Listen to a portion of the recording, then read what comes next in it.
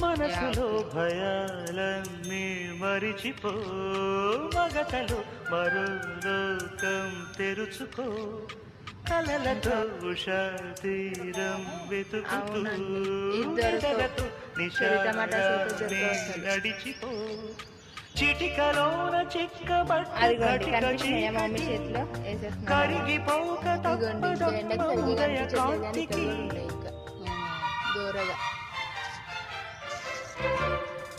సామురాతిరి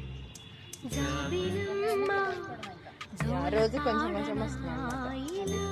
అది కానీ మమ్మీ వచ్చేస్తున్నారు అనమాట. ఈరోజు హార్వెస్ట్. ఇది చెర్రీ టమాటాస్, పెద్ద టమాటాలు, గులాబ్ పూలు.